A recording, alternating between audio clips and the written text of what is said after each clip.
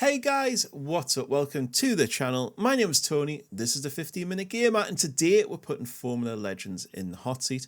This is a sim cage racing game by 3D Clouds that released on the 18th of September and cost just under 20 quid. As always, before we get into it, don't forget to check the description and the comments below because there's a couple of affiliate links. You can save some money and you help the channel out. This game is a journey through the evolution of open wheel racing. You get cars inspired by decades of motorsport, from 1960s classic machines all the way through to the modern era.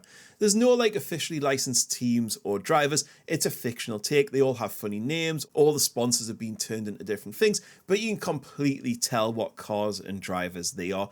It's heavily inspired by the feel and aesthetics of real era cars, circuits and drivers. The story mode or era championship modes let you relive or race through era-based championships, mastering those older cars with all their quirks and all the way to modern ones too. However, you can go through in whatever order you want. So you don't have to start at the 60s, you could start at the noughties, then head to the 90s and 80s and stuff like that. It's more about celebrating racing history rather than telling the personal story. You also have quick races and time trials, but there's no online stuff yet. There's no leaderboards, there's no online multiplayer. So if you want that, maybe look elsewhere. You'll play story mode to unlock new vehicles, perks tied to driving skills or era progression. There is also some mod support and customization for liveries and helmets. You get cars from multiple eras, as I said, starting in the 60s. Older ones tend to be less stable, more loose feeling, a bit harder to drive, while modern cars are more forgiving. And I will say these cars look really, really good.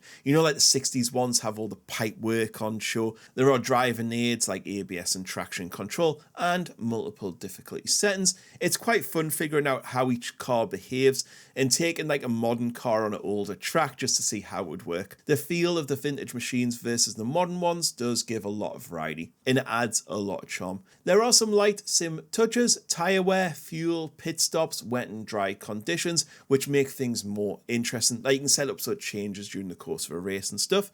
It's not hardcore sim, but it is enough in a game like this. However, I will say the cars handle way too good in the wet. Pit stops are handled via a little mini game. Again, nothing too complicated, but fun to have. So far you're thinking, well, all this sounds pretty good. And so was that. I was like, yes, this is going to be such a great game. Where this game falls flat a little bit is the steering and handling. It's way too inconsistent. It's really hard to describe, but particularly around small steering inputs or slow corners, they can be really tricky. There's almost like a weird input lag or responsiveness to the controls. You'll find yourself lining yourself up to go around a corner and you'll miss the apex most of the time, or you'll be turning in far too early. And it just seems to be the way the cars kind of work. Or when you're in a corner, you'll just turn in for far too long. The handling just never really clicked for me at all. It is slightly better in the more modern cars due to grip levels, but still not great. I think they need to work on it. Another racing aspect is the AI. It is so hit and miss. Sometimes the game is way too easy and you're winning by 3 or 4 seconds. Next time, you can't overtake a single person. Some circuits they're also a little bit worse at. They can also handle way better than you. They will stick to that racing line like glue around slower corners.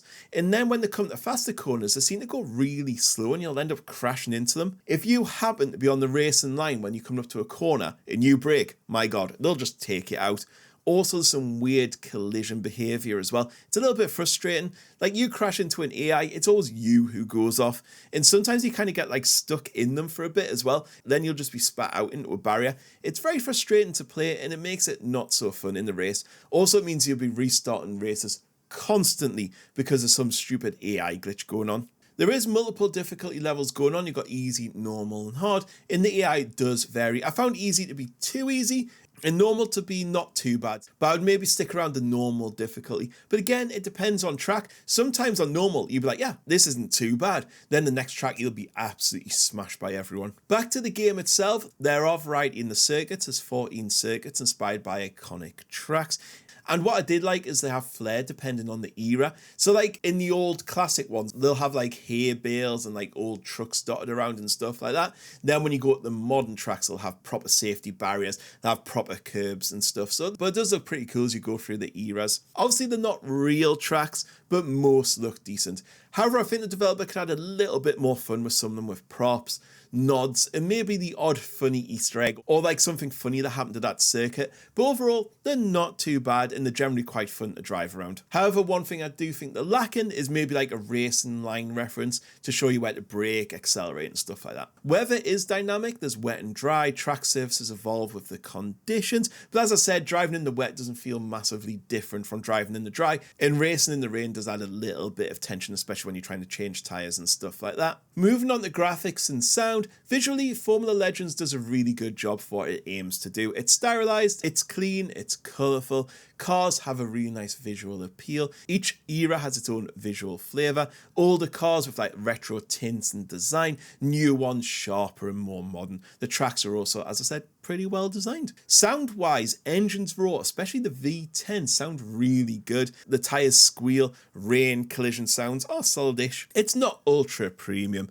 but it is fitted for the style of the game. So in conclusion, where does that leave Formula Legends? Well, I think if you're a fan of racing games who want something that sits between full arcade and full sim, a game with some personality, charm, variety, and enough challenge to feel earned, then I think keep this one on your radar. It's not perfect, especially at launch, but the core is fun and has a lot of potential.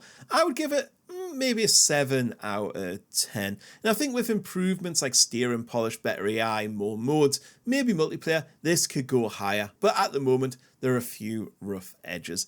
Anyways, that's all I've got to say on this one. Don't forget to drop this video a like, hit that subscribe button for more quick reviews, and I'll catch you all in the next one. Goodbye.